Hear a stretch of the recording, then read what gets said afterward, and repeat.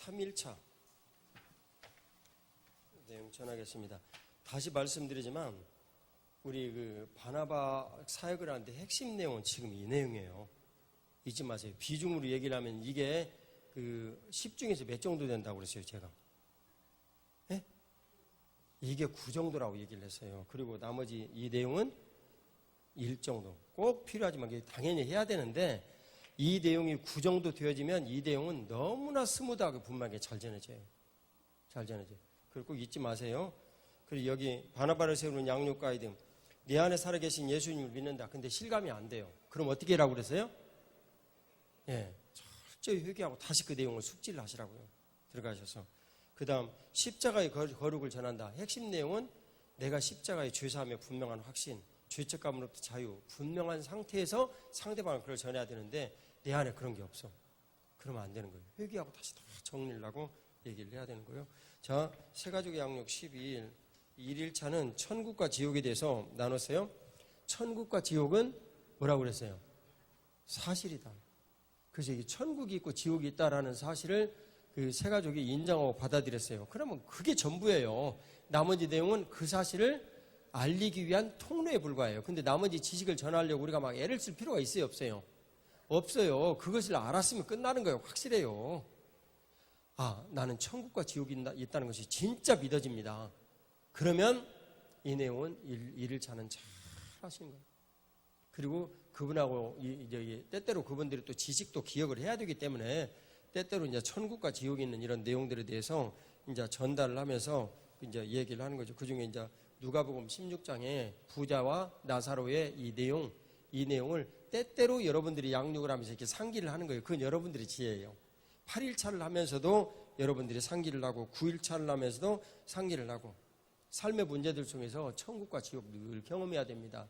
누가복음 16장에 그 부자가 가졌던 태도 기억나시죠?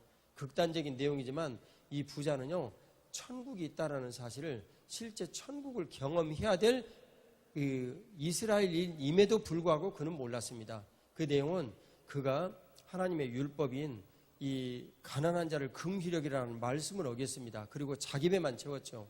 주님은 그런 거 싫어하십니다. 근데 오늘날 주님께서는 우리 안에 오셔서 그걸 말씀하시는데 아, 내가 가난한 사람들을 뭔가 이렇게 나눠야 되겠다 하는 것도 필요합니다.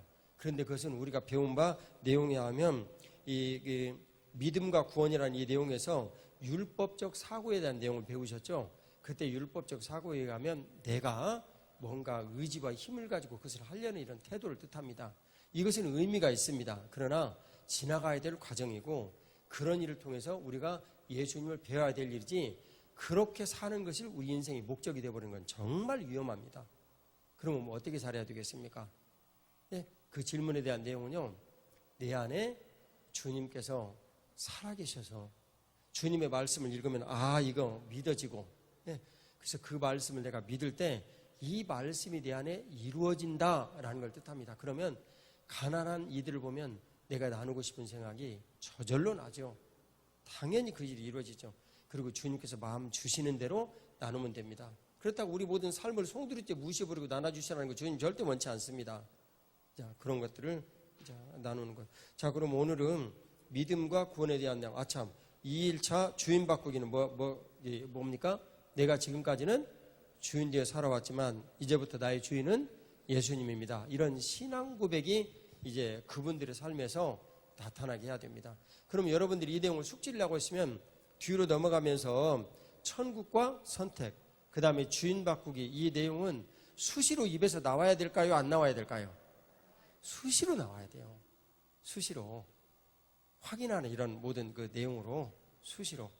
자, 그러면 3일차 믿음과 구원 이 내용을 같이 보도록 하겠습니다. 30쪽입니다.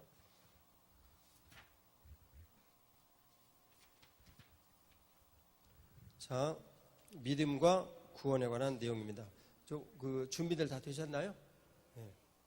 혼자 하시는 거예요? 한 거니까 중간에 좀 바꿔가면서 하셔야지 혼자 하는 거 내가 보기 좀 힘들어 하시던데. 자, 어쨌든 한번 해보세요. 자, 믿음과 구원. 자, 같이 읽어요. 시작. 믿음의 핵심은 예수님을 믿는 것이다. 1. 믿음의 종류. 예. 1. 믿음의 종류. 1. 믿음의 종류. 세상에는 다양한 믿음들이 있다. 심지어 자신은 믿는 것이 없다고 주장하는 사람들에게 믿음이 있다. 그의 믿음은 믿을 것이 없다는 것이다. 사람이란 존재는 믿음이 없이는 살 수 없다. 내 삶의 문제를 해결하고 나를 살리는 믿음을 가져야 한다. 믿음이란 내가 바라보는 관점을 결정하는 전제가 된다. 그러므로 어떤 믿음을 가지느냐는 내 인생의 모든 것에 영향을 준다. 살리는 믿음과 죽이는 믿음. 일반적으로 사람들이 긍정적으로 살라고 말한다. 이것은 일반 사회에서 통용되는 말이다. 긍정적인 관점을 가지고 세상을 보는 사람은 분명히 긍정적인 결과를 가져온다. 이것이 일반적으로 사회에서 통용되는 살리는 믿음이라는 것이다. 죽이는 믿음은 비관적이고 부정적으로 보는 관점을 만든다. 건강하고 부유한 사람도 망하게 하는 것이 바로 이 죽이는 믿음이다. 영화 Pursuit of 해피니스의 실제 이야기. 일반 세상에서 통용되는 긍정적인 믿음의 대표적인 예이다. 영화 Pursuit of Happiness의 모티브가 된 실화의 주인공 크리스트 가드너의 믿음의 중요성을 보여준다. 그는 희망을 잃어버린 상황에서 하나의 가능성을 붙잡고 다시 삶과 가정을 일으킨다. 인간적으로 볼 때 전혀 가능성이 없지만 아들을 지켜야 한다는 가치를 붙잡는다. 긍정적인 관점으로 노력하면 어려운 모든 상황을 바꿀 수 있다는 사실을 말하고 있다. 이것은 우리의 영혼을 구원하는 믿음에 관한 이야기는 아니다. 그러나 믿음이 일반 세상에서도 얼마나 결정적 영향력을 가지고 우리에게 보여준다. 실제로 우리가 가지고 있는 눈에 보이는 것들과 내가 가지고 있는 믿음이 무엇과도 바꿀 수 없는 큰 가치를 가지고 있다. 이제부터 믿음에 대해서 더 구체적으로 살펴보자. 믿음에 대한 또 다른 이해가 있다. 그것은 믿음이 어디에서부터 오는 믿음인가에 따른 구별이다. 위에서 말한 살리는 믿음과 죽이는 믿음보다 훨씬 중요한 믿음의 문제이다. 바로 이 세상에서 형성된 나의 경험과 지식에서 온 믿음과 위로부터 오는 믿음의 차이이다. 경험과 지식에서 온 믿음. 어른이라고 지혜롭거나 노인이라고 정의를 깨닫는 것이 아니니라. 사람이 이 땅에서 스스로 만들어가는 믿음이 있다. 대표적으로 경험을 통해서 얻는 경험주의의 믿음과 지식을 통해서 얻는 합리주의의 믿음이다. 욥기에서 어른들의 지혜로 합리주의의 믿음을 말하고 노인을 대표로 경험주의의 믿음을 우리에게 보여준다. 합리주의와 경험주의로는 하나님의 말씀을 깨달을 수가 없다. 확률의 믿음. 내가 탑승한 비행기는 추락하지 않는다. 사람은 살면서 다양한 경험을 반복한다. 사람은 많이 반복된 경험일수록 믿게 된다. 많은 경험으로 사람들은 더욱 강한 믿음을 갖게 된다. 그것은 사람들의 선택과 결정에 매우 중요한 영향력을 미친다. 나이가 들수록 고집이 세지는 것은 그 자신만의 경험이 축적되어 그 경험으로 말미암은 믿음이 강해진 결과이다. 신념의 믿음. 나는 반드시 해내고야 만다. 자유가 아니면 죽음을. 합리적인 지식은 인간에게 힘을 준다. 지식들이 쌓여 체계가 된다. 체계에 대한 지식은 사상이 되고 사상은 하나의 신념을 잉태한다. 신념은 한 사람과 혹 한 집단과 세대의 믿음으로 작용한다. 신념의 믿음은 혁명이나 사회 운동을 하는 사람들에게서 찾는 욕망의 믿음. 돈이 최고다. 욕망이 강해지면 자, 하나의 여기까지. 목표가 된다. 여기 1번, 2번 이렇게 나오는 여기까지 이제 해주시는데 지금 이 내용은 모두 통일된 내용이라서 1, 2번까지 이렇게 하겠습니다. 그러니까 1번 나오면 이제 거기까지 읽고 설명하고 2번 나오면 이렇게 이제 하겠어요. 세부적인 내용으로.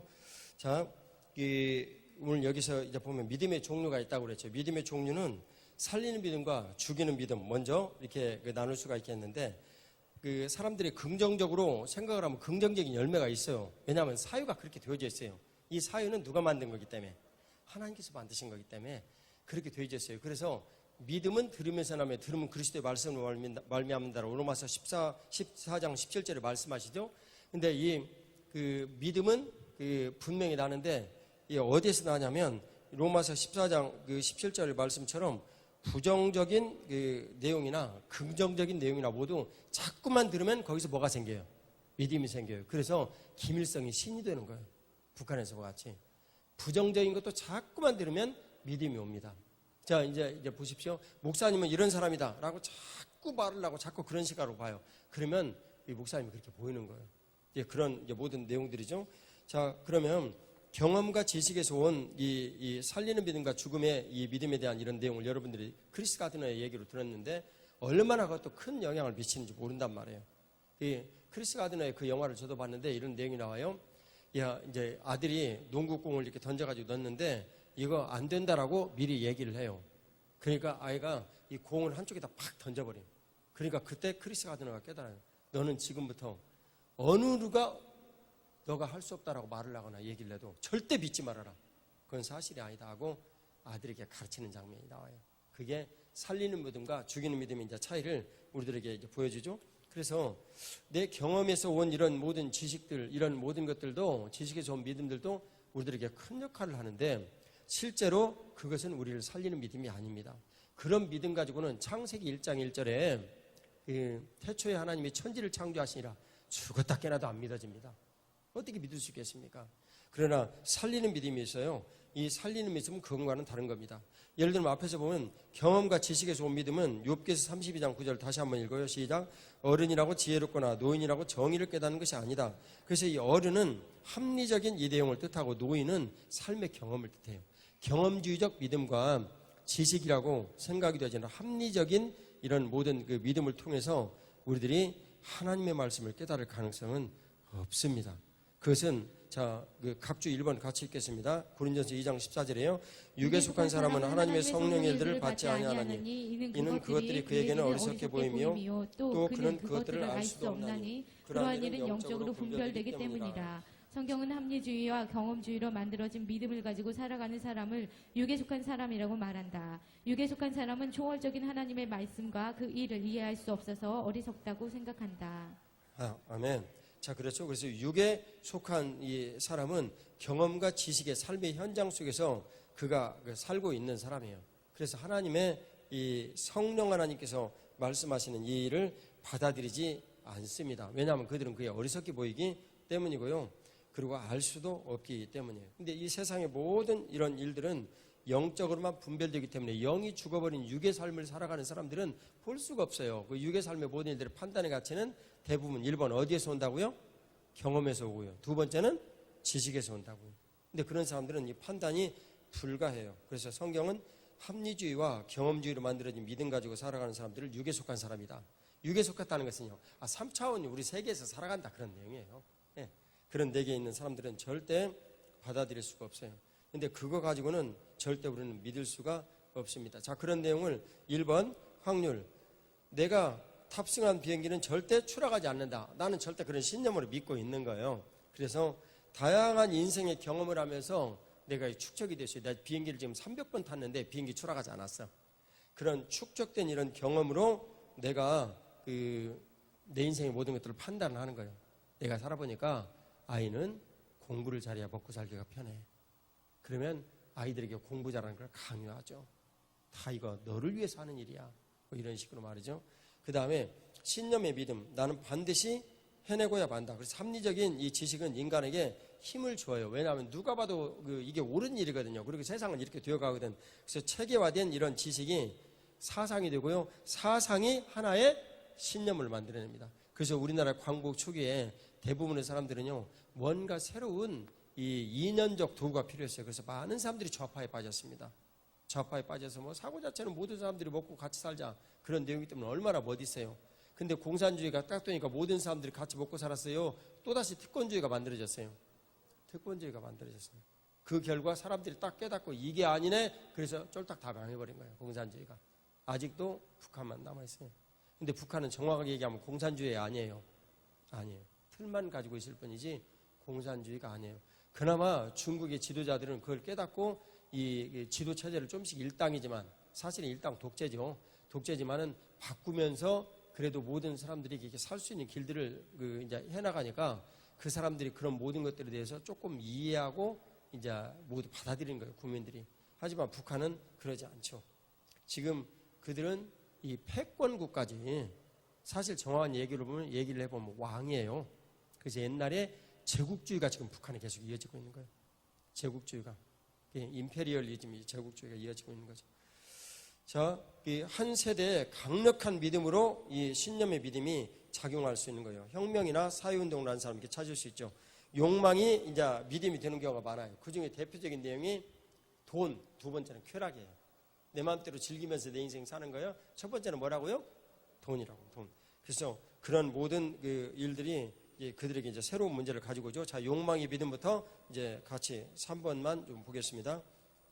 욕망의 믿음, 돈이 최고다. 욕망이 강해지면 하나의 목표가 된다. 욕망은 그 사람의 관점과 사고를 모두 지배한다. 욕망은 일종의 믿음의 형태가 되어 종교성을 띈다. 욕망은 강력한 동기부여를 가지고 온다. 이단 집단에서는 인간의 욕망을 자극하여 헌신을 이끌어낸다. 욕망으로 말미암은 믿음의 사람의 합리적인 사고를 마비시키고 정상적인 생활을 파탄에 이르게 한다. 위로부터 오는 믿음, 초월적 믿음. 초월적인 믿음은 태생적으로 다르다. 인간의 경험과 지식에서 온 믿음이 아니라 하나님께서 주신 신성한 믿음이다. 인간의 경험과 지식으로 만들어진 믿음은 그 믿음을 더 강화하기 위해 끊임없이 애써야 한다. 그러나 하나님께서 주시는 믿음은 오히려 그 믿음을 통해서 생활 속에서 오는 지식과 경험을 갖게 한다. 그 믿음을 지킬 수 있는 힘을 주시고 날로 그 사람을 새롭게 한다. 너희는 그 은혜에 의하여 믿음으로 말미암아 구원을 받았으니 이것은 너희에게서 난 것이 아니오 하나님의 선물이라.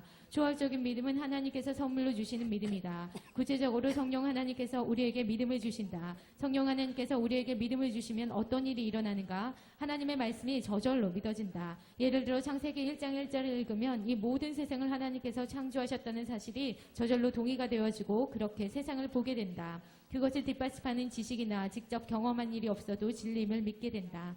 그것은 하나님께서 믿음을 주셨기 때문이다. 성령 하나님께서 믿음을 주시면 하나님의 믿음이 아무리 상황이 반대가 되어도 말씀이 더 가깝고 실효적으로 다가온다. 성령 하나님께서 주시는 믿음은 우리의 경험과 지식을 초월하여 생각하고 행동하게 한다.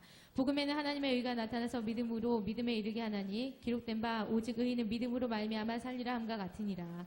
성령 하나님께서 주시는 믿음을 더 구체적으로 살펴보자. 로마서 1장 17절을 보면 두 가지 믿음이 나온다. 첫 번째 믿음은 성령 하나님께서 선물로 주신 믿음이다. 이 믿음은 우리로 하여금 초월적인 하나님의 말씀을 믿게 한다. 두 번째 믿음은 선물로 받은 믿음을 근거로 하여 주시는 말씀을 믿는 믿음이다. 이것은 구원의 믿음과 살아가는 생활의 믿음으로 나누어진다. 이 믿음은 내 안에서 일하시는 하나님의 말씀에 내가 동의하는 믿음이다. 따라서 성령 하나님께서 주시는 믿음은 나로 하여금 말씀을 믿고 그 말씀대로 살게 사람의 의롭게 되는 것은 율법을 행위로 말미암음이 아니요 오직 예수 그리스도를 믿음으로 말미암을 줄 알므로 우리도 그리스도 예수를 믿나니 이는 우리가 율법의 행위로서가 아니고 그리스도를 믿음으로써 의롭다함을 얻으라 함이라. 율법의 행위로서는 의롭다함을 얻을 육체가 없느니라. 성령 하나님께서 우리에게 선물로 주시는 믿음은 예수님을 믿게 하는 믿음이다. 하나님께서 아브라함을 통하여서 우리에게 이 믿음을 알려주신다. 아브라함을 통해서 우리에게 보여주시는 믿음은 사람의 경험과 지식을 초월하는 믿음이다. 아브라함의 믿음을 가지고 하나님의 말씀을 믿고 살아가는 사람은 성경은 약속의 자녀라고 부른다. 그러나 사람의 속에는 영이 있고 전능자의 숨결이 사람에게 깨달음을 주시나니 하나님의 말씀을 깨닫고 믿는 것은 오직 위로부터 주시는 초월적인 믿음으로만 가능하다. 그것은 성령 하나님께서 주시는 믿음이다. 성령 하나님께서 우리에게 믿음을 주시는 것을 전능자의 숨결이 사람에게 깨달음을 주신다라고 말씀한다. 성령 하나님께서는 우리에게 생기로 들어오셔서 함께 하심으로 우리를 통치하셨기 때문이다. 아멘. 자, 오늘 우리가 읽은 믿음에 대한 이런 분류를 보니까 욕망에도 이제 믿음이 있어요. 돈이 최고다. 그러면 그것을 우리들이 자꾸 생각하고 판단을 하고 얘기를 하게 되면 자꾸 그 내용을 들으면 믿음이 생긴다고 그랬죠. 네, 부정적인 내용도 마찬가지란 말이에요. 예, 세상 사는 것은 가족이 행복하게 사는 거야. 그러면 가족이 그 인생의 최고의 가치가 되는 거예요. 뉴질랜드에 가서 내가 그 사실을 봤다고요. 그러면 어떤 경우든 하나님의 교회와 하나님보다도 가치가 높아지면 거기에는 강력한 힘이 생겨요, 안 생겨요? 생겨요. 부정적인 영향력은 강력한 힘이 생깁니다. 근데 대부분 그 사유를 타락시키는 것은 긍정적인 내용을 가지고 타락을 시작을 할까요? 부정적인 내용을 가지고 시작할까요? 긍정적인 내용을 더욱더 강조를 해가지고 그 타락의 모든 내용들을 이제 시작을 하는 거예요. 그래서 돈에 대한 이런 모든 내용들을 가지고 세상에서 편안하게 살 수 있다는 이런 동기부여를 가지고 일으키죠. 제가 알고 있는 저기 우리 그 목사님 중에 한 분이 보길도에 여름 선교를 갔어요. 근데 보길도에는 거기서 김양식이나 뭐 이런 모든 것들을 해가지고 모든 사람들이 다 큰 돈은 아니지만 행복하게 살았어요. 보길도의 모든 교인들이 다. 그런데 어느 날 어떤 사람이 총각이 한 명 오더니 거기다가 전복 양식을 시작을 했는데 한마디로 떼돈을 번 거예요. 뭐 1년에 몇 억을 벌어버린 거예요. 어마어마한 돈을. 그러니까 사람들이 하고 눈이 커져가지고 너도 나도 할 것 없이 그 양식을 시작을 했어요. 양식장이 많이 생겼죠. 그러니까 물에 출입이 되면서 이게 제대로 물이 들어가고 나가고 밀물, 썰물에 이런 모든 것들이 안 됐어요. 막 그 양식장이 폐사를 했어요. 근데 이 전복 양식장은 어마어마한 돈을 들여야 돼요. 한번 그 폐사를 하고 나면 억대로 빚을 지는 거예요. 그래서 상당수의 교인들이 그 늪에 빠져버렸어요. 헤어나올 길이 없어요. 오늘도 힘들고. 그래서 깊은 시름에 빠졌어요. 천국이 물 건너 가버린 거예요. 뭐가 최고가 되었기 때문에. 돈이 최고가 되었기 때문에. 내 인생에 하나님께 주신 이 복이 최고가 되어야 되는데 돈이 최고가 되어버렸기 때문에. 그래서 천국이 물 건너 가버렸어요. 그런 것은 교회도 마찬가지예요. 교회가 최고가 되어야 되는데 내 직장이 최고가 되어버렸어. 천국은 교회를 통해서 이루어진다는 것을 분명히 말씀드렸거늘. 그러면 사람들이 혹한 질문을 하죠. 아니 다른 교회 가면 교회냐? 아니요. 다른 교회도 다 주님께서 말씀하시는 천국을 가르치는 거예요. 그러나 여러분 생각을 해보십시다. 영적인 모든 관행들이 이제 여기도 우리 교회에서 생활하는 사람도 처음부터 시작한 생활하는 사람들 있지만 대부분의 우리 교회 교인들도 다른 데서 신앙생활하다 온 분들이에요. 근데 여러분들은 여기 아주 막 근근히 인자는 뿌리를 내리고 말씀의 복음의 능력이 여러분들이 임해가지고 인자는 교회 아니면 죽음을 달라 다 그렇게 변했어. 다 변했죠. 그러니까 이제 그 이수연 집사님도 남편 딱 데려다가 여기 와서 생활해야 돼 하고 이제 지내죠. 나로서는 참 감사하지만 그런데 내가 더불어 얘기를 하는데 가는 사람도 있어야 돼. 어떻게 하겠어. 맨날 우리게만 데리고 오면 그거 욕망이지 안 되지. 이수연 집사님은 다 이유가 있어서 와야 된다고 갖고 왔어요. 네. 본인이 뭔 얘기인지 잘 알아. 내 남편한테도 맨날 얘기했고. 여기서 얘기 안 할게. 그 얘기를. 자, 근데 이제 그런 내용이에요. 그럼 어떤 사람이 교회를 한 번 이렇게 딱 옮겼어요. 그럼 벌써 교회에 대한 이런 내용보다도 내 삶이 중심이 된 내용이 먼저 한 번 나타났어요. 그렇죠? 네, 한 번 나타났어요. 그러면 교회가 정말 순종하고 엎드려야 될 이런 절대적인 가치라는 이 모든 내용들이 50%가 팍 깎여버린 거예요. 이해가시죠? 한 번 또다시 반복을 해가지고 또다시 교회를 옮겼어요. 그러면 그게 10% 20%를 채 넘지 못합니다. 여러분 저는 목사예요. 많은 사람들을 봤어요. 받아들이셔야 돼요, 여러분 이 내용을. 근데 모르고 계속 이렇게 한 거예요.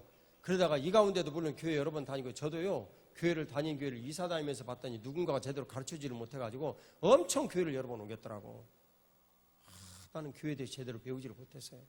근데 자 어쨌든 간에 한 3번째 옮겨요. 그러면 어떻게 되냐면 그때부터는요 교회를 옮기는 이런 것은 그 사람에게 뭐가 돼버려요? 믿음이 돼버려요. 믿음이. 마음에 안 들면 옮기는 거예요. 내가 순종하면 고치는 것이 아니라. 그래서 그 다음에 3번 정도 이상 이렇게 교회 옮기고 나면 그 다음부터는 교회를 신뢰하지 않아요. 언제든지 교회를 옮길 준비를 하는 거예요. 마음에 안 들면요 대적하는 거죠. 불평하는 거고. 그런 내용들이 되어지죠. 여기는 여러분들 진짜 이제 교회 생활하면서 여러분이 옮기시고 그런 분들도 우리들 다 있잖아요. 우리는 그런 가지고 수치를 얘기하는 사람 아니에요 지금. 네. 근데 그런 분들이 여러분들 가운데도 많이 있고 저도 사실은 그런 사람 중에 한 명이거든요. 근데 교회가 진짜 뭔지를 알았으면 이제 지금부터 뿌리를 내리고 튼튼히 그 줄기에 붙고 가지가 굵어지는 일들을 해야 돼요. 네. 그래야 여러분들 그 뒤에 열매가 많이 맺혀져 가지고 또다시 가지가 생겨. 그리고 그 가지 끝에 또다시 열매가 맺어져요. 그걸 제자들하고. 예, 이해가시죠? 예, 시간이 없어서 그림을 그리지는 못하지만 이제 그런 거예요. 자, 위로부터 오는 초월적 이 믿음은요, 인간적 경험이나 지식으로 만들어진 믿음은 그것을 더 강화하기 위해서 막 끊임없이 노력을 합니다. 여러분 그건 이해가시죠? 내가 공부가 최고야. 이런 믿음이 있어요. 공부를 잘하면 인생 편하게 살 수 있어. 그러면 그것을 더 자식에게도 막 강요를 해가지고 더 강화하고요. 나도 강화하고 그래가지고 그 사람 뭐 끊임없이 공부를 해요. 뭔가를 해가지고. 공인회계사 자격증 땄어요. 그러면 공인회계사로 먹고 살면 될 거 아니에요.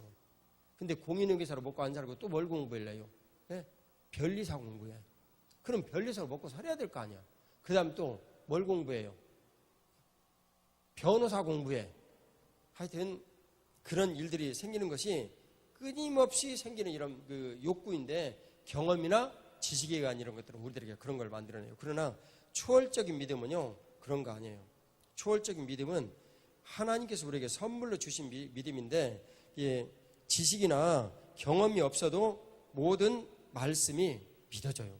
그래서 이 말씀이 믿어지는 것은 하나님께서 그 믿음을 우리들에게 주셨기 때문에 우리들이 그것이 믿어지고 경험이나 지식을 초월하여서 생각하고 내가 행동을 하게 되죠. 진실로 그런 사람은 교회가 무엇인지를 만날 수 있어요. 그것을 로마서 1장 17절 중요하니 한번 읽어봐요.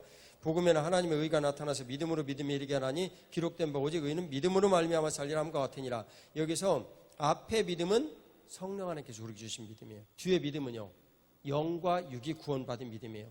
내가 구원을 받았지만 생활 속에서도 갖는 믿음, 그 믿음을 뒤에 그 믿음이다라고 이제 말씀해요. 그래서 그 내용을 첫 번째 그 믿음은요, 성령 하나님께서 우리에게 주신 믿음이에요. 두 번째요, 이 믿음이 또 하나 파생을 하는데, 성령 하나님께서 주신 이 믿음으로 우리가 뭘 믿어요? 예? 예수님을 믿는데 그 내용이 구체적으로는 뭘 믿는 거예요?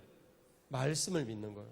그러니까 이 말씀을 믿는 이 믿음이 우리 구원의 믿음과 살아가는 삶의 모든 양식의 일들, 주님께서 한 번 호통을 치시면 병과 말들이 잠자버린단 말이에요. 병과 말들이. 그런 일들이 우리들 가운데 이제 일어나는 거예요. 주님께서 이 경험과 지식을 초월하는 예수 그리스도를 믿는 이 믿음의 사람들을 약속의 자녀들이다, 이렇게 이제 말씀을 합니다. 자, 그러면 율법이란 무엇인가, 이 내용을 같이 이제 보도록 하겠습니다. 율법이란 무엇인가라는 이 내용이 조금 긴데요. 어디까지 읽냐면 38조까지 여러분들이 좀 집중해서 읽으셔야 됩니다. 같이 읽겠습니다.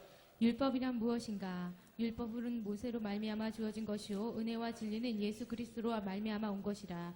율법은 모세 선지자를 통해서 이스라엘 백성에게 하나님께 주신 것이다. 사람들은 흑암에 갇혀 흑암의 가치로만 생각하고 말하는 것에 익숙하다. 하나님께서는 그분의 뜻을 흑암 세상의 사람들은 이해할 수 있도록 세상의 방식으로 전달하셨다. 그것이 율법이다. 하나님께서 율법을 주신 이유는 하나님을 떠난 인간이 하나님께 돌아와 복되게 살아가도록 하기 위함이다.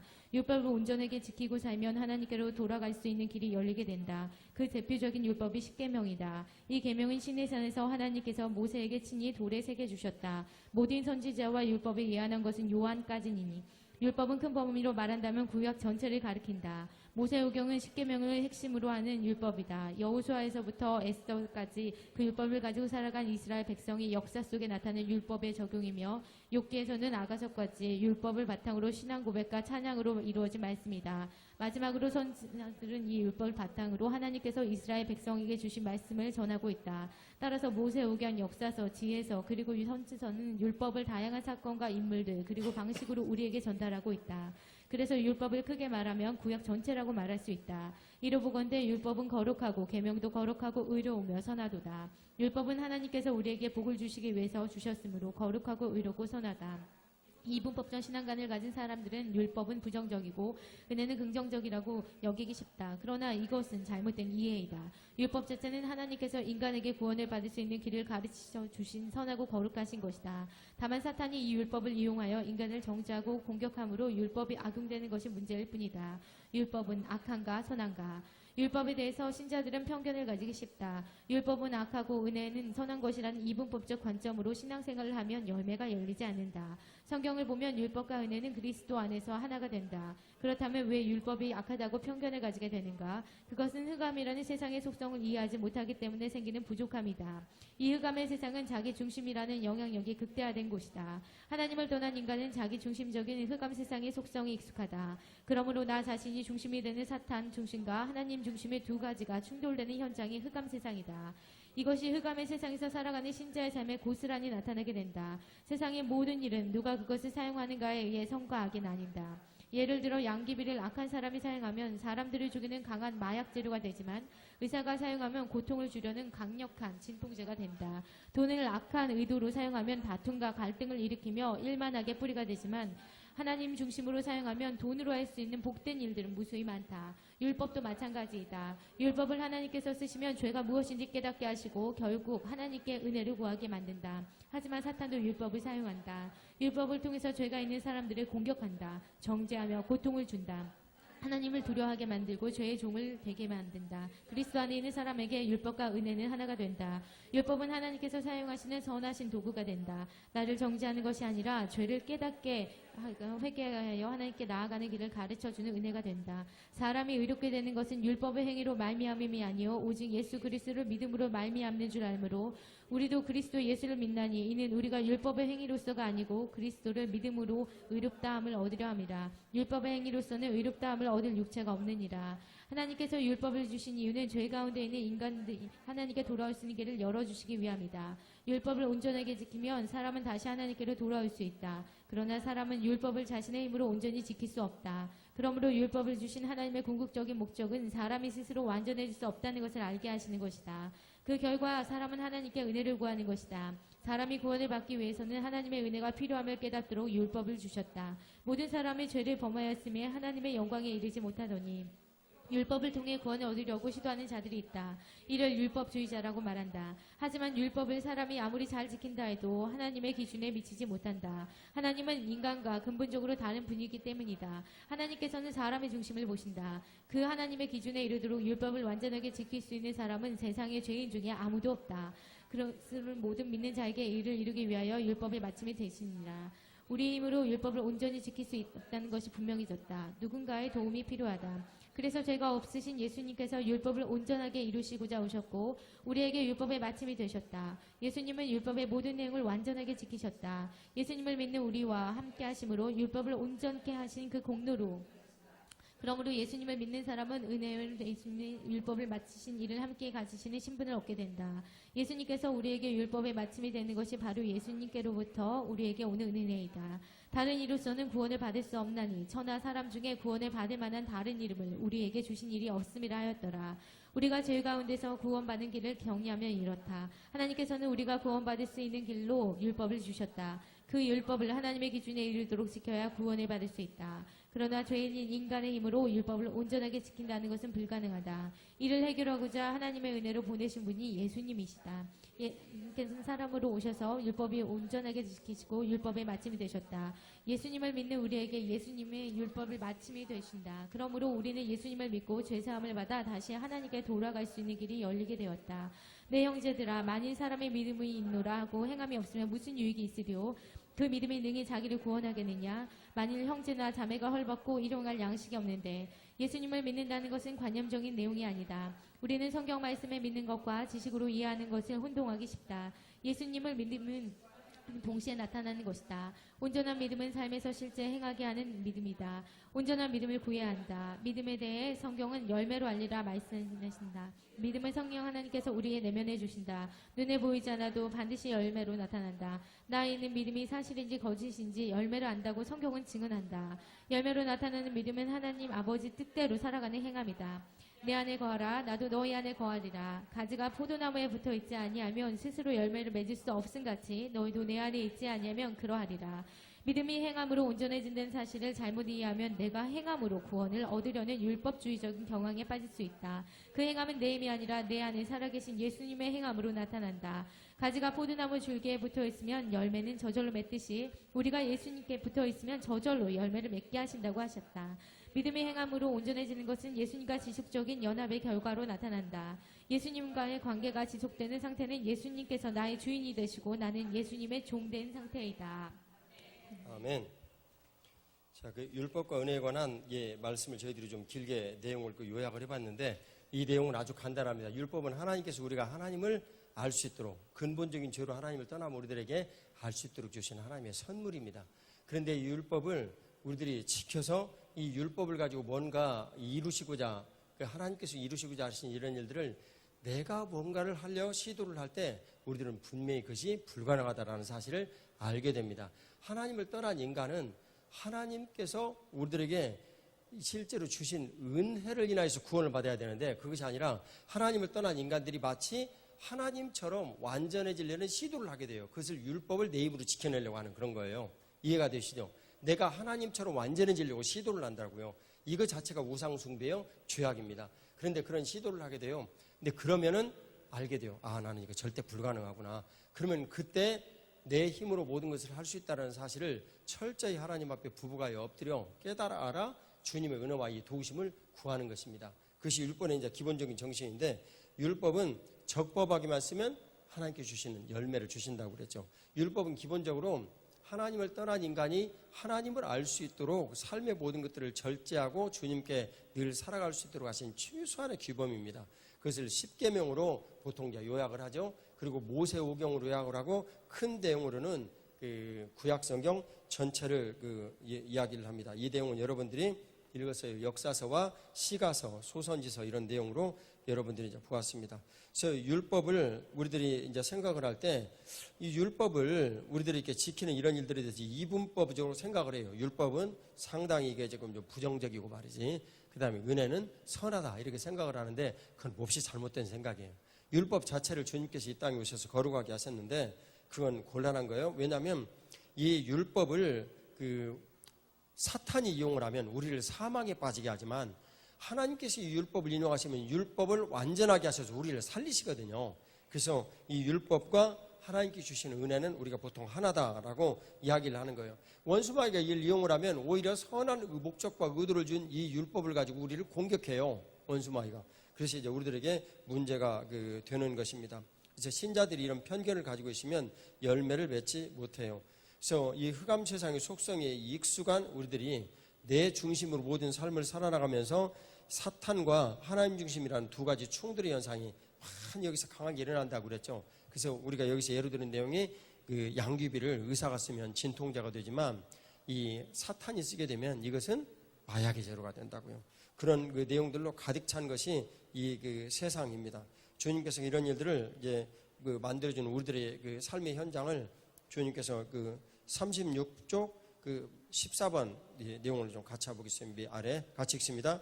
오라 나는 곤고한 사람이로다. 이 사망의 몸에서 누가 나를 건져내라. 율법을 통해서 사람은 자신이 스스로는 구원을 받을 수 없는 실존에 처한 있음을 깨닫게 한다. 그러므로 율법을 아는 만큼 은혜를 알게 된다. 자, 그렇죠? 사망의 몸에서 누가 나를 건져내라. 이 곤고한 상태에서. 이분은요, 사도 바울 선생님은 율법에 대한 내용을 매우 깊이 있게 모든 것들을 다 알고 계신 분이었어요. 그래서 이런 고백을 할 수 있는 거예요. 사실은 우리가 하나님 앞에 고백을 드리는데 거의 끝부분에 이르는 고백의 내용은 뭐냐면 내가 이 흑암의 이 상황 속에 익숙한 상황, 그 다음에 내가 율법주의자로 모든 것들을 살아가는 것이 편한 이 상황, 율법적 이 모든 내용에 대한 그런 것들을 내가 받아들여서 늘 그런 가치로 살아가려는 의도하고 시도를 하려는 이런 신앙의 태도, 이런 모든 것들을 내가 아주 견지를 하고 있습니다. 그런 것들이 내 안에서 발견될 때 철저히 하나님 앞에 회개해야 돼요. 이것이 회개의 가장 깊은 정도에 가까이 가 있는 그런 내용 중에 하나입니다. 그래서 예수 그리스도를 믿는 모든 자에게 의를 이루기 위해서 예수님께서는 율법의 마침이 되었거든요. 근데 율법의 마침이 된 이 일을 예수님께서 율법을 이 땅에 오셔서 온전하게 지키시고 그리고 온전하게 지키신 그 일을 우리들과 함께 하시려고 주님께서 십자가에서 율법에 대한 율법으로 저주를 받으시고 죽어버리셨어요. 뭐에 대해 죽으셨어요? 죄에 대해서. 무슨 죄예요? 구체적으로 1번 하나님을 떠나버린 근본적인 죄, 그 다음에 그 떠나버린 죄로 인해서 파생되어지는 죄에 대해서 모두 죽으셨어요. 그래서 우리들이 예수 그리스도를 믿는 것은요, 율법이 내 삶에서 모두 다 이루어지는 거예요. 내가 애를 써서 이루어지는 이런 것이 아니라 예수님께서 율법을 완전하게 미트시키셔서 우리가 그 사실을 믿는 거예요. 그러면 이 율법이 온전하게 지켜진다라는 것은 여러분 뭐겠어요? 내가 열심히 내 부모를 공경하라 그러면 공경하는 것이겠어요? 그것은 현실적으로 율법주의자의 길이에요. 절대 불가능합니다. 그럼 어떻게 하는 거겠어요? 내가 예수 그리스도를 주님께서 영접하게 내 안에 오셔서 주인 되시고 내가 그분을 영접한 이후에 내가 말씀을 딱 보면 이 말씀이 믿어지는 거예요. 그럴 때 예수님께서 율법의 완성을 이루신 그 율법의 완성을 내 삶에서 내가 예수님의 이 말씀을 믿는다는 이유 하나만으로 내 삶에 그것을 이루어내시는 거예요. 그것을 말씀을 믿음으로 실상이 되어지는 말씀론의 가장 기본적인 기초입니다. 왜냐하면 주님께서는 말씀하시고 이루시니까 말이죠. 이 말씀하시고 이루시는 이 말씀을 우리가 믿는 거예요. 새언약의 백성은 그 차이가 있는 것입니다. 그건 여러분 이해가시죠? 그래서 구원받을 이름은 오직 예수님 한 분만 우리들에게 이제 주셨습니다. 그래서 예수님을 믿는다는 것은 38쪽 중간에 보면 관념적인 그런 내용이 아닙니다. 그러니까 개념적이거나 아니면 지식적인 그런 내용들이 아니에요. 성경 말씀을 믿는 것과 지식으로 이행하는 것을 여러분 이게 혼동을 하기가 참 쉬운데 예수님을 믿는 그 믿음이 지식과 행함으로 동시에 나타나는 그것이 이제 온전한 믿음을 가진 그런 삶이에요. 자, 여기 내용을 보면 19번 각주 같이 읽습니다. 앞서 로마서 1장 17절에서 믿음에서 믿음으로 이른다는 말씀이 바로 이것이다. 성령 하나님께서 우리에게 주신 온전한 믿음은 반드시 우리가 말씀에 동의해서 실제 삶으로 나타나는 믿음으로 이어진다. 할렐루야. 예, 그 사실을 저와 여러분들이 이제 믿어야 됩니다. 자, 요한복음 15장 4절은 같이 좀 읽을 만한 분명한 이유가 있습니다. 같이 읽습니다. 내 안에 거하라. 나도 너희 안에 거하리라. 가지가 포도나무에 붙어있지 아니하면 스스로 열매를 맺을 수 없음과 같이 내 안에 있지 아니하면 그러하리라. 그래서 믿음이 행함으로 온전해진다라는 이런 사실은 잘못 이해하면 내가 행함으로 구원을 얻으려는 이런 율법주의적 경향으로 이렇게 빠질 수 있습니다. 그런데 그 행함은 내 힘이 아니라 내 안에 살아계신 예수님의 그 행함으로 나타난단 말이에요. 이것은 말씀을 믿는 믿음으로 주님께서 내 삶에 나타난다고 그랬어요. 여러분들이 교회됨의 양육에서 배운 내용에 하면 내가 치료를 받았어요. 그러면 채찍이 받으심으로 나음을 입었다라는 주님의 말씀이 내 삶에서 나타난 거예요. 그 나타나신 그 실제 현장이 사실은 누가 나타나신 거라고 그랬어요? 예수님께서. 네, 그런 그 내용입니다. 그래서 우리가 가지에 붙어 있으면 열매를 저절로 맺듯이 교회에 붙어 있으면 열매를 저절로 맺어요. 이 열매를 저절로. 지구라는 이 농장에서 하나님 아버지께서 이곳 지역에 그 좋은 나무 교회라는 나무를 심으셨어요. 포도나무 줄기예요. 거기에 붙어 있는 가지가 바로 우리들이에요. 근데 이 가지가 연약해 가지고 떨어져 버리면 아무짝에도 쓸모가 없어요. 우리가 막 강청을 해가지고 막 억지로 막 기도를 구하고 그러면 주님 다 들어주신다. 그분은 또 너무너무 선하셔서. 그래서 내 인생에 열매가 많이 맺혔어요. 근데 이 열매를 내가 스스로 감당하기엔 너무나 연약한 거예요. 어떤 사람에게 나는 돈 없으면 죽어요. 그래가지고 주님께서 돈을 많이 주셨어요. 그러면 그 열매가 너무너무 무거우면 이게 어떻게 돼버려요? 나중에 가지가 끊어지거나 아니면 줄기에서 딱 어떻게 돼가지고 찢어져 가지고 내려버리거나 둘 중에 하나예요. 그걸 뭐라고 얘기를 하냐면 교만하다 얘기를 하는 거예요. 교만을 우리 스스로 불러오는 일은 없어야 되겠습니다. 그래서 먼저 교회에 철저히 붙어 있어서 굵은 가지로, 그 다음에 튼튼하게 붙어 있는 젖붙임으로 먼저 세워지면 열매는 어떻게 된다고요? 저절로 맺어진다고요. 아니 줄기에서 그 굵은 가지로 영양분이 많이 나갈 수밖에 없지, 상식적으로 그러지 않아요. 그러니까 열매는 저절로 맺어지는 것입니다. 같이 읽겠습니다. 믿음의 양면. 사람이 마음으로 믿어 의에 이르고 입으로 시인하여 구원에 이르느니라. 믿음은 양면성이 있다. 하나님의 주권적 은혜와 인간의 자유의지의 측면이다. 이 두 가지는 각각 100%의 믿음을 이룬다. 하나님의 은혜 100%, 인간의 자유의지가 100%가 연합되어 신앙 100%가 되는 것이 신자의 믿음이다. 우리 마음에 하나님의 말씀이 믿어지는 것은 하나님께서 은혜로 주신 믿음 때문이다. 이것은 우리의 공로로 주신 것이 아니다. 우리를 사랑하셔서 일방적으로 주시는 은혜이다. 입술로 시인하는 것은 그 은혜에 대하여 인정하는 것이다. 하나님께서 은혜로 믿음을 주신 말씀에 인간이 동의하여 입술로 시인하게 될 때 온전한 구원이 이루어진다. 마음으로 믿어지는 것이 하나님의 주권적인 은혜라면 입술로 시인하는 것은 하나님의 은혜에 부응하는 사람의 반응이다. 아멘. 자, 이 믿음의 양면성이 있어요. 마음으로 믿어 의에 이르고 입으로 시인하여 구원에 이르는 것이다. 이 내용에서 보면 그 양면성은 첫째, 하나님으로부터 우리들에게 주권적으로 주님께서 주도적으로 주인이 되셔서 분명한 하나님의 은혜의 경륜을 실천함으로 우리들에게 베풀어 주시는 은혜, 그게 있고요. 인간이 로봇가 아니라 하나님의 형상을 쫓아 만들어진 자유의지에 대한 이런 내용을 우리들이 받아들이는 측면, 그게 있어요. 근데 이 내용을 보니까 하나님께서 우리에게 주신 주권적 의지가 100%, 모든 우리들의 구원은 하나님 은혜 100%예요. 하나님 은혜 반쪽이에요. 전적으로 하나님 은혜로 우리가 구원받은 거예요. 거기에 절대 이의를 제기하시면 안 됩니다. 이거 이의를 제기하는 사람들이 이상한 사람들이요. 그런 사람들이 이제 이단 막 이런 얘기를 듣는단 말이에요.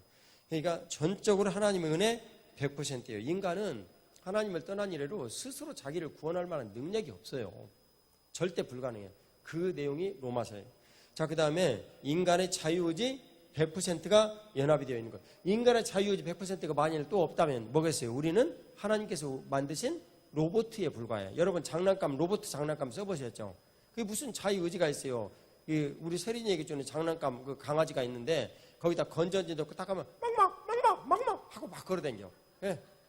그리고 조금 이따 꺼버리면 그냥 가만히 있어. 여러분들과 제가 그런 존재입니까? 우리는 살아봐서 알잖아요. 우리가 그런 존재가 아니라는 걸. 하나님께서 우리를 얼마나 인격적으로 대하시고 때로는 기다려주시고 때로는 격려해주시고 사랑해주시고 그러시는지 저와 여러분들이 알면서 마치 내가 하나님의 로봇처럼 생각을 하는 그런 것은 정말 불경한 죄를 짓는 거예요. 그래서 우리 인간이 하나님 앞에 스스로 내 뜻과 의지를 분명히 밝혀서 하나님 앞에 나의 의지를 밝히는 거예요. 그래서 인간의 자유의지 100%가 연합되어서 100%가 연합되어가지고 몇 %예요?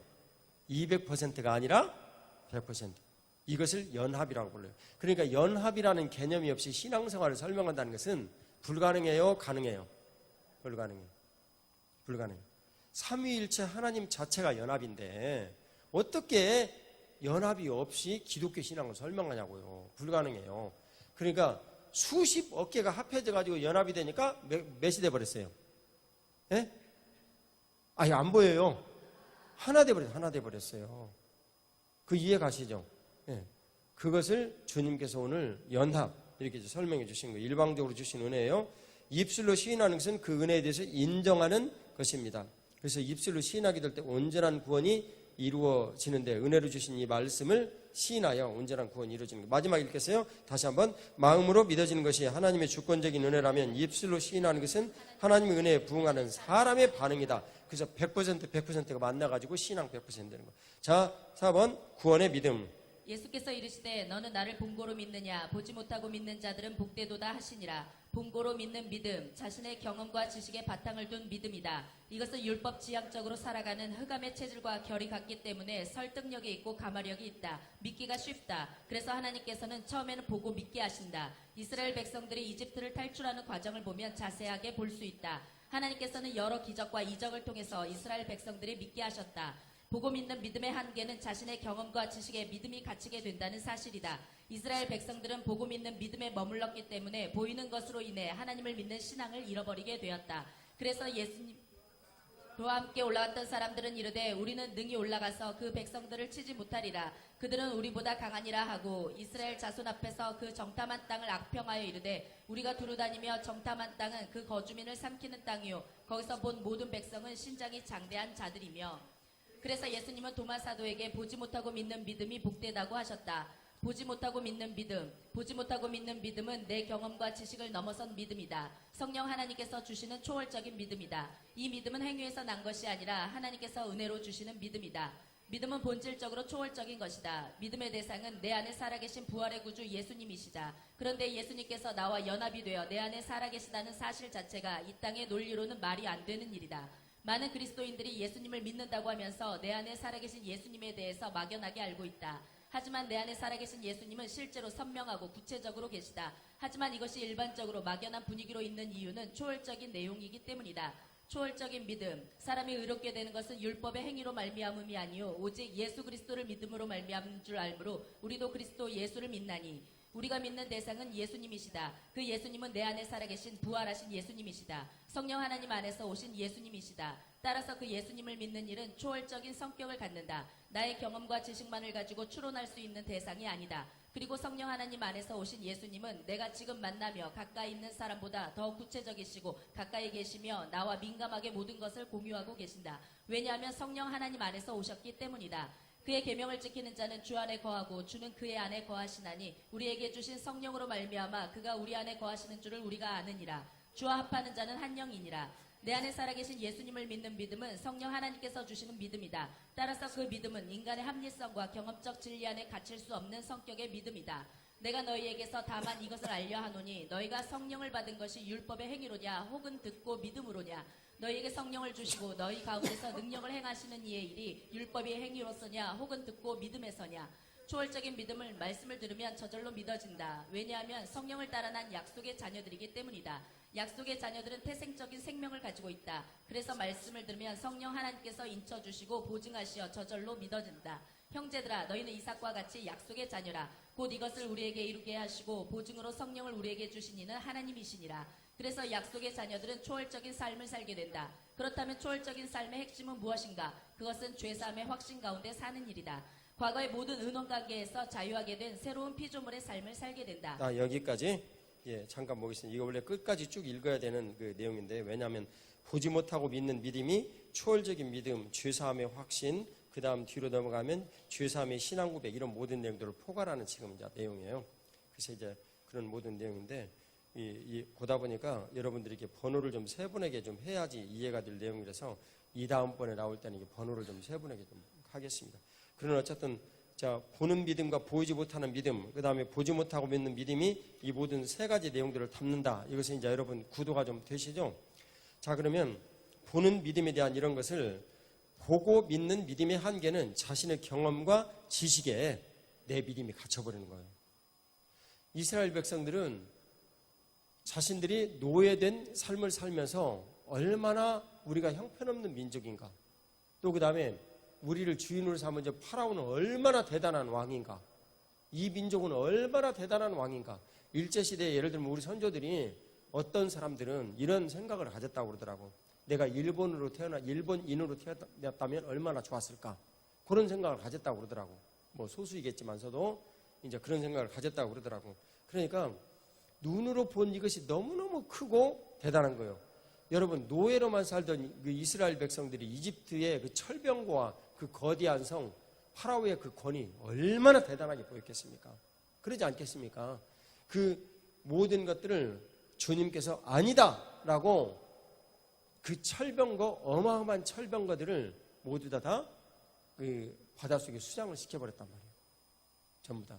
그 당시 철병거냐, 이 병거라고 나왔냐. 하여튼 뭐 그 이집트의 병거들을 모두 다 바다에 수장시켜버리고 하나님께서 어떤 분이신가라는 것을 불기둥, 구름기둥으로 보여주시고 10가지 재앙으로 모두 보여주시고, 근데 그럼에도 불구하고 그들이 보고 알았던 이 모든 것들은 믿음의 한계에 갇히게 되었는데, 그러니까 예수님은 금방 그 하나님을 원망하고 불평하고 이렇게 되었죠. 그것은 그 믿음이 어떤 한계에 딱 이렇게 갇혀 버리는 거예요. 경험과 지식에 바탕을 두고 있기 때문이죠. 그래서 믿음은 율법지향적으로 가질 수 없는 겁니다. 율법지향적인 이 흑암의 삶 속에서 내가 경험하고 지식을 갖게 된 이런 것들로 믿음을 가진다면 하나님 아버지에 대해서 진보를 이룰 수가 없습니다. 예수님을 모시고 더더구나 삶을 같이 살아간다? 어렵습니다. 어려운 것이 아니라 불가능하죠. 그래서 보지 못하는 믿음은 본질적으로 추월적인 것입니다. 그래서 합신의 그 설립자신 박윤선 박사님은 자서전에서 뭐라고 말씀하셨냐면, 성경은 처음부터 추월주의다. 마지막도 추월주의다. 그래서 중간도 추월주의다. 그분이 그렇게 정의를 하셨어요. 그래서 이 추월의 모든 일들을 볼 수 있는 눈은 우리가 가진 믿음으로는 어렵습니다. 되질 않는 거예요, 그게.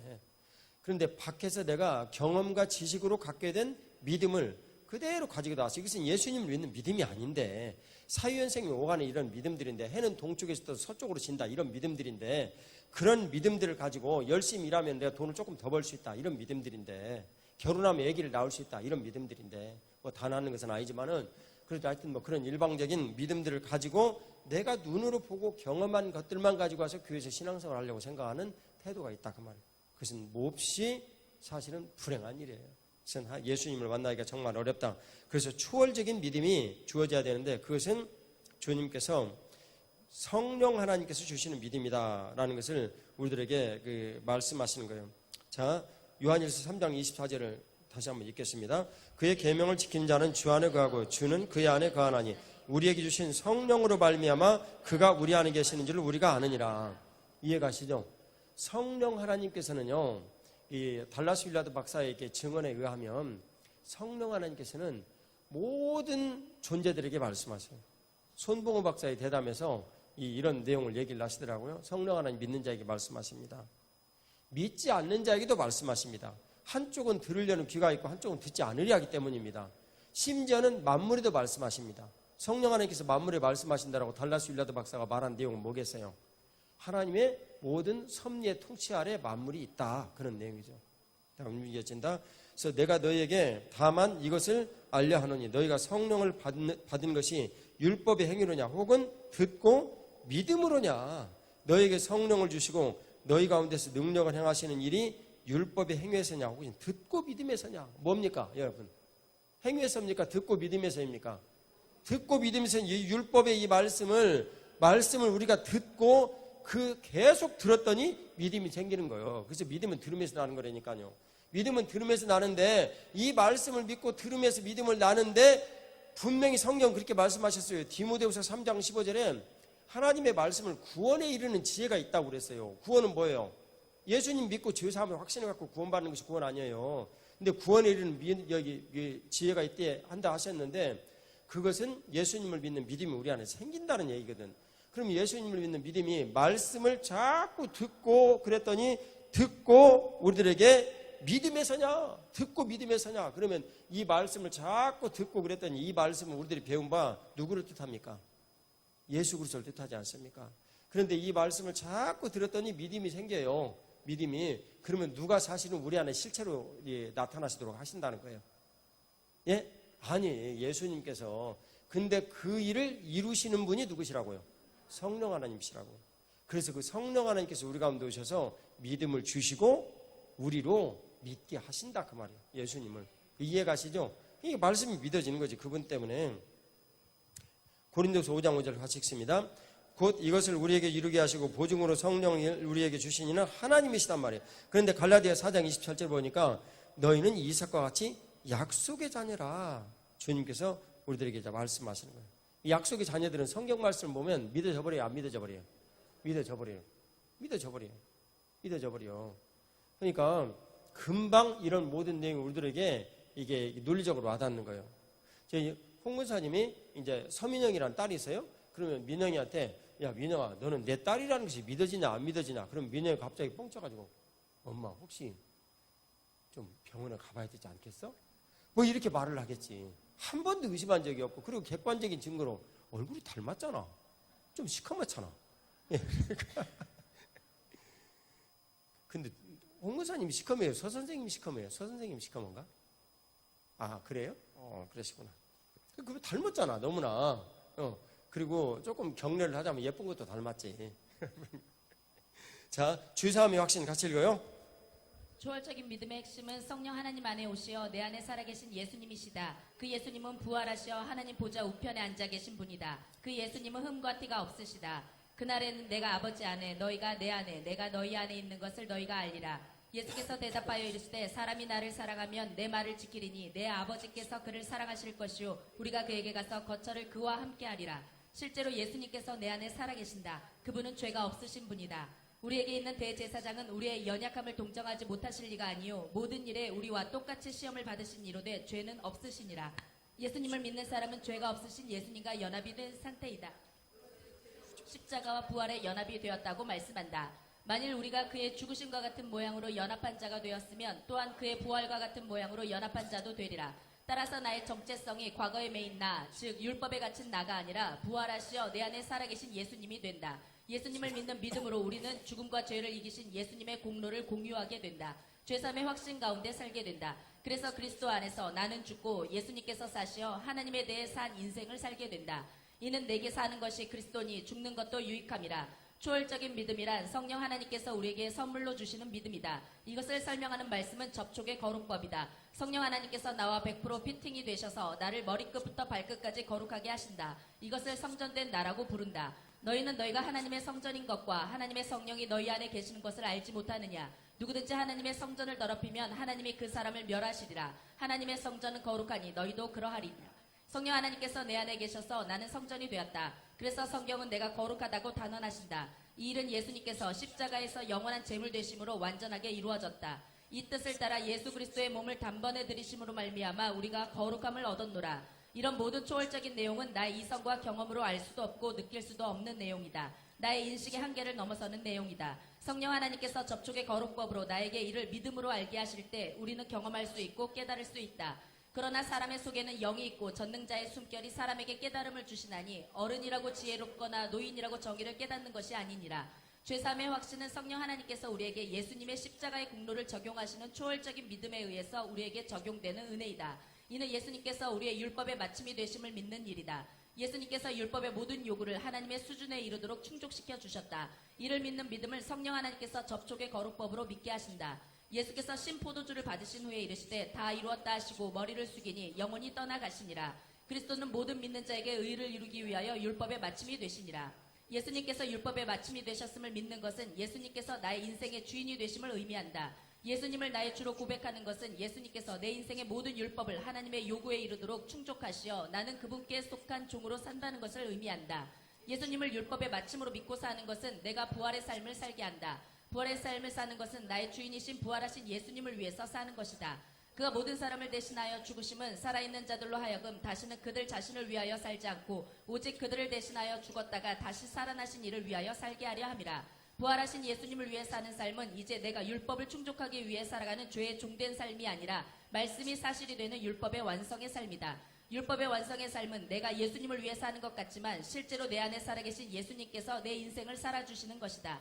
사람이 마음으로 믿어 의에 이르고 입으로 시인하여 구원에 이르느니라. 성령 하나님께서 우리에게 주시는 초월적인 믿음은 마침내 죄와 사망에서 자유하게 된 부활의 삶을 살게 하는 구원의 믿음이 된다.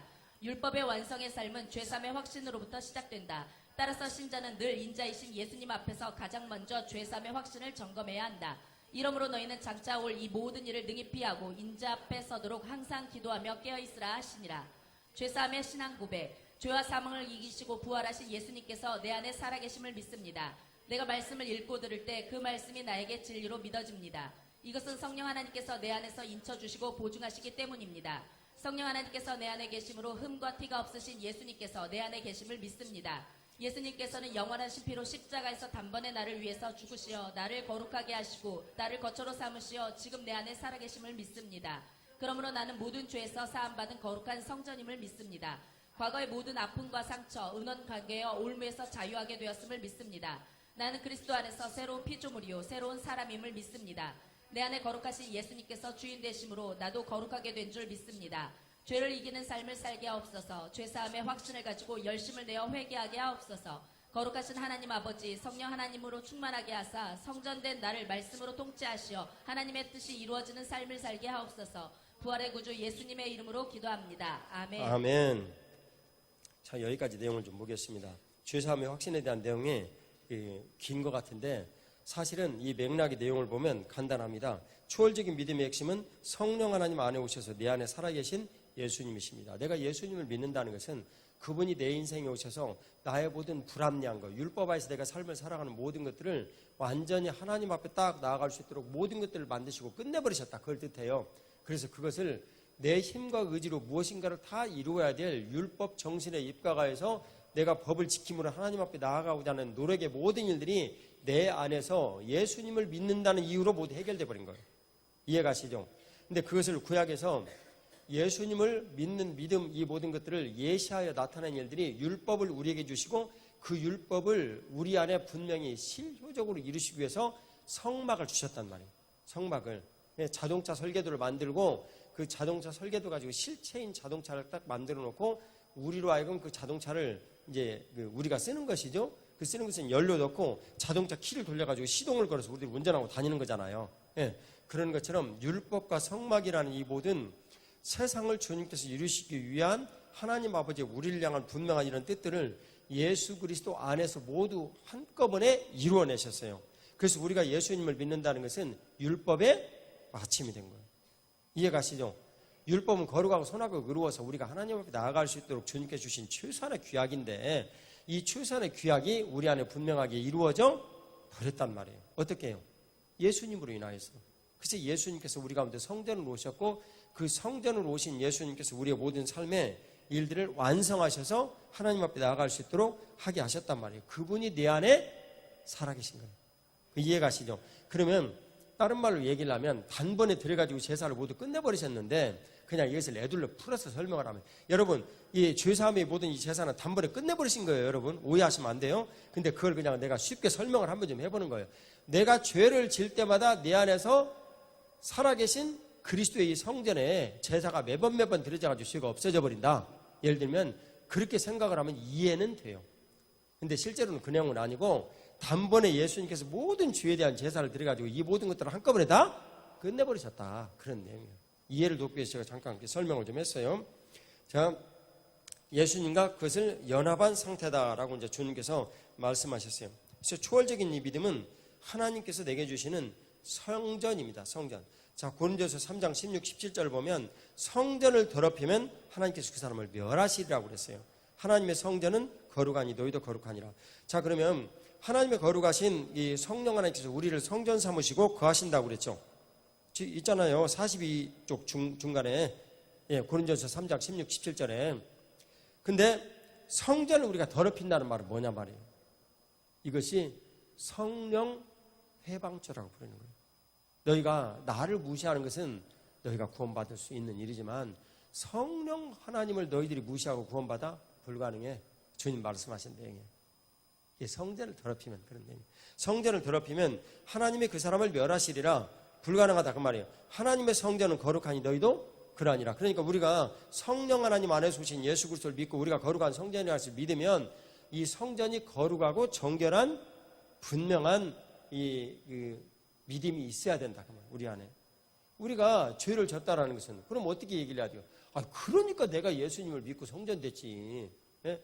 여러분들과 제가 죄도 하나도 없어요. 예? 그럼 모르고 예수님 믿어요? 가만히 있어도 천국인데 천국 가고 다 그러잖아요. 예, 그것을 주님께서 우리들에게 말씀하시는 거예요. 그래서 사람은 누구든지 노인이라고 어른이라고 지혜롭거나 노인이라고 정의를 깨닫는 것이 아니고 어른이라고 지혜롭다. 그것은 합리적 믿음을 갖는 거라고 그랬죠. 예. 그 다음에 노인이라고 정의를 깨닫는 거. 인생의 경험이 많다. 그래가지고 되는 이런 것이 아니라 합리주의와 경험주의의 이 모든 것들이 우리들 가운데 인생의 해법은 아니라 초월적인 믿음이 우리들 인생의 해법이다. 그 말이에요. 자, 믿는 자에게 의를 이루게 하여 율법이 마침이 되시나 예수님께서는 율법이 마침이 되셨다. 이것을 믿는 것은 예수님 내 인생의 주인 되심을 의미한다라는 거예요. 그래서 율법의 마침, 그것은 내가 주인이 아닌 상태입니다. 그것은 다른 말로 예수님을 믿는 것이요. 믿음의 내용은 무엇이냐면 예수님은 율법의 마침이 되셨다. 내가 그것을 믿는 거예요. 그게 믿음의 내용이에요. 내가 예수님 믿는다. 그것은 뭐라고요? 예수님께서 율법의 마침이 되었다. 그럼 율법의 마침이 되었다는 것은 앞에 설명에서는 뭐라고 그랬어요? 내가 이 땅에서 율법을 모두 다 시행을 해나가면서 그것을 모두 지키기 위해서 율법을 지키고 그 법을 지키기 위해서 실효적으로 모든 것들을 만들기 위해서 성막에 가서 제사를 드리고 모든 절기를 쫓아 주님과 동행하면서 삶을 살아나가요. 그러나 100% 내 인생의 모든 것들을 주님 앞에 이렇게 미트시켜서 그 일로 내가 구원받을 수는 없어요. 율법의 행위로는 구원받을 자가 없어요. 그래서 그것을 주님께서 모두 다 십자가에서 완성을 시켜버리셔가지고 이루어버리셨어요. 그래서 누구든지 예수님을 믿으면 십자가에서 완성되신 예수 그리스도를 내가 믿고 그분의 모든 이루심의 영향력을 내가 받는 것입니다. 그래서 내가 지켜야 하는 율법의 마침, 종을 딱 치고 끝나버린 거예요. 게임 오버, 게임 오버. 예. 율법적 삶에 대한 게임 오버. 그것을 이루시는 거예요. 그것이 내가 예수님께 속하여서 그분의 종으로 산다. 그런 내용입니다. 그분의 몸이 되어 산다. 그렇죠. 당연히 그분이 모든 걸 이루는데 내가 그분의 몸이면은, 예, 그분을 내가 모신 성전이면, 그 교회를 이룬 일로 보면 내가 그분의 몸이 되어지면, 여러분, 그분의 몸이 어떻게, 그분의 몸이 되어가지고 사는 이런 사람이 어떻게 율법을 지켜야 되는 사람이냐고. 머리 대신 예수님께서 율법이 마침이 되셔버렸는데, 그 이해 가시죠? 예. 그것을 주님께서 우리들에게 말씀하시는 거예요. 그래서 율법의 마침을 입고 사는 것은 내가 부활의 삶을 살게 하는 거예요. 부활의 삶을. 이 내용이 이제 우리들에게 참 중요하죠. 그 다음에 이어지는 부활인데 죽었다가 다시 살아나신 이를 위해서 사는 거예요. 이제는 나는 완전히 여기서 율법지향적 삶을 살았는데 내가 죽고 그리스도께서 내 안에 살아계시잖아요. 그러니까 율법지향적 그 삶의 모든 일들을 이제 마치고 부활하신 예수 그리스도와의 동행의 삶이 내 삶에서 이루어지는 거예요. 예, 그것이 주인 바꾸기의 내용이요. 말씀이 사실이 되는 율법 완성의 일입니다. 사실은요, 내가 내 인생에 살아가는 것 같지만 이제 그때쯤 되어지면 우리는 한 가지 사실을 깨달아요. 이거 내 안에 계신 예수님께서 내 인생이 이제는 살아가시는구나.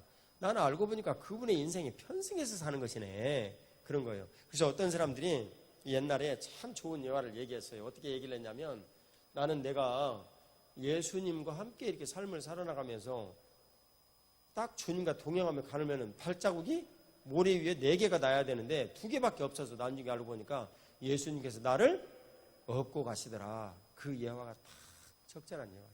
그래서 우리는 뭐냐면 그리스도께 무슨 승한다? 편승한다. 그래서 무익한 종 이런 말이 이제 그 내용입니다. 여러분 그건 이해가시죠? 그래서 초월적인 믿음은 마침내 죄와 사망에서 자유하게 된 부활의 삶을 사는 구원의 믿음이 된다라는 것입니다. 자, 44쪽 맨 위에 있겠습니다. 율법의 완성의 삶은 죄사함의 확신으로부터 시작이 된다.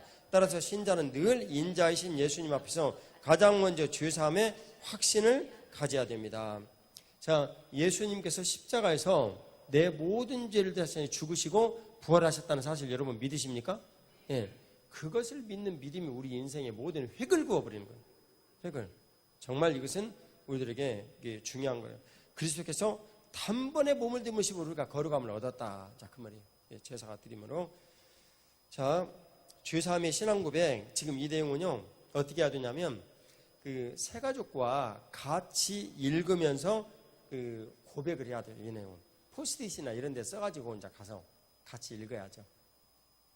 그리고 이 같이 읽은 이 신앙 고백에 대한 내용을 포스트잇으로 써가지고 하는 이유는 다 한 다음에 그거 어떻게 해주려고 띄가지고 그분에게 성경에다 이렇게 딱 앞부분이나 뒷부분에 붙여주고 한 주간에 늘 이 내용을 묵상하시고 기회되는 대로 기도를 꼭 드리시라고 그렇게 이제 하려고 드리는 거예요. 여기서 포스트잇 써야 될 게 2개 있어요. 자, 이제 또 뒤에 영접 기도문인데 양심전부터 읽겠습니다. 양심전.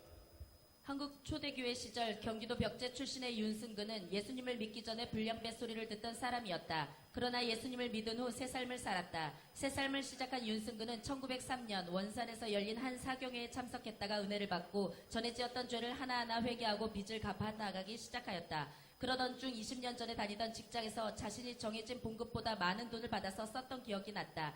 그리하여 그 돈을 돌려주기 위해 당시 근무했던 곳에 찾아가 사정을 이야기하고 돈을 갚았다. 그곳에서는 윤승근이 가져온 그 돈을 양심전이라 하였고 이 양심전은 회개의 열매의 상징적인 이름이 되었다.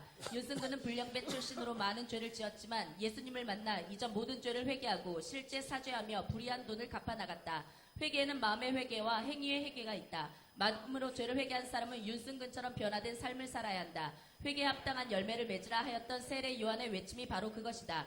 요한이 침례받으러 나오는 무리에게 이르되 독사의 자식들아 누가 너희에게 일러 장차 올 진노를 피하라 하더냐. 그러므로 회개에 합당한 열매를 맺고 속으로 아브라함이 우리 조상이라 말하지 말라. 내가 너희에게 이르노니 하나님이 능히 이 돌들로도 아브라함의 자손이 되게 하시리라. 자, 여기 침례라는 말을 세례라는 말로 안 고치지 않았네요. 저기 프로그램에서 가지고 온다는 이런 일이 생겼네. 자, 이 내용을 보면 윤승근이라는 분이 회개한 이 내용을 보면 회개는 주님께서 우리들에게 분명히 필요하다라고 말씀하셨는데 이 회개는 어떤 내용이 있다고 그랬어요? 실제 죄를 회개한 사람은 분명히 행위에 합당한 일로 나타난다. 그러면 여기서 회개에 합당한 열매를 맺어라라고 이제 주님께서 말씀하시는 거예요. 그것이 누가복음 3장 7절에서 8절입니다. 회개에 합당한 열매를 맺으라 말이지. 너희들이 회개에 합당한 회개했단 말이에요. 그럼 그 삶을 살아라 그러는 거예요. 그 삶을 살아라. 이것이 우리들에게 굉장히 중요한 그런 일이에요. 회개에 합당한 열매를 맺어라. 그럴 때 주님께서 인생을 복되게 하시고 부활하신 능력이 그분의 삶을 통해서 잘 나타나. 영광스럽게. 얼마나 멋있고 복되게 그 삶이 새롭게 펼쳐지겠습니까? 이것을 부활하신 그리스도께서 우리들의 삶 가운데서 나타나셨다. 부활 성전의 삶을 우리들 가운데 살게 해주신다. 이제 그런 내용입니다. 영접 기도문 같이 이제 보겠습니다. 아래의 회개와 함께 예수님을 영접하는 기도문은 바나바가 일부분씩 먼저 읽으며 기도드리고 세 가족은 따라서 기도드리도록 한다. 하나님 아버지 감사드립니다. 성령 하나님께서 예수님을 믿는 믿음을 은혜의 선물로 주심을 감사드립니다. 구원은 내가 수고하고 애쓰는 행위에서 난 것이 아니오 하나님의 은혜로 주신 믿음으로 말미암은 것임을 배웠습니다. 믿음을 선물로 주셔서 감사드립니다. 오직 구원은 예수님을 믿는 믿음에서 온다는 것을 믿습니다. 내 힘으로 율법을 행함으로 의롭다 함을 얻지 못합니다. 율법으로는 내가 죄인임을 깨달을 뿐입니다. 예수님께서 십자가에서 내 모든 죄를 대신하여 형벌을 받으심으로 내 죄와 죄로 인한 모든 결과까지도 해결해 주셨습니다. 저는 오직 예수님을 믿음으로 구원을 얻는 줄 믿습니다. 저의 구세주가 되시옵소서. 예수님께서 제 안에 들어오시옵소서. 오셔서 말씀에 순종할 수 있는 능력을 주옵소서. 예수님을 저의 주인으로 모십니다. 저의 모든 삶을 주관하여 주소서. 저의 인생 주 예수님께 맡겨드립니다. 제 인생의 주인 되셔서 저의 모든 것을 다스려 주소서. 예수님의 이름으로 기도드립니다. 아멘. 아멘. 영접 기도문입니다. 이 내용은 누차 여러분들에게 보여주신 내용이라 구태여 설명이 필요 없겠습니다. 이 영접 기도문은 새 가족이 처음에 올 때 혼자 고백할 수 없는 내용이에요. 그래서 여러분들이 같이 죄사함의 신앙 고백처럼 앞에서 바나바가 말을 하고 한마디씩 뒤에서 따라서 하는 거예요. 적절하게. 하나님 아버지 감사드립니다. 성령 하나님께서 예수님을 믿는 믿음을 은혜의 선물로 주심에 감사드립니다. 따라서 하세요. 그럼 돼요? 안 되지. 조목조목 따라서 하나님 아버지 감사드립니다. 이런 정도 따라서 계속하고 성령 하나님께서 예수님을 믿는 믿음을 여기까지 하고 그 다음에 은혜의 선물로 주심을 감사드립니다 하고 이렇게 미리 따옴표를 이렇게 딱딱 쳐가지고 여러분들이 좀 하게 하고 그리고 이 내용과 죄사함의 신앙 고백의 이 내용은 포스트잇으로 써가지고 와가지고 새 가족에게 준다고 안 준다고요? 준다고요. 직접 성경에다 딱 붙여주시라고. 이 한 주간 동안 이 기도문을 자주 보시고 하셔야 되는데 할 수만 있으시다면 하루에 한 번은 꼭 이 기도문을 읽으시면서 기도하셔야 합니다. 이렇게 이제 숙제로 주세요. 아셨죠?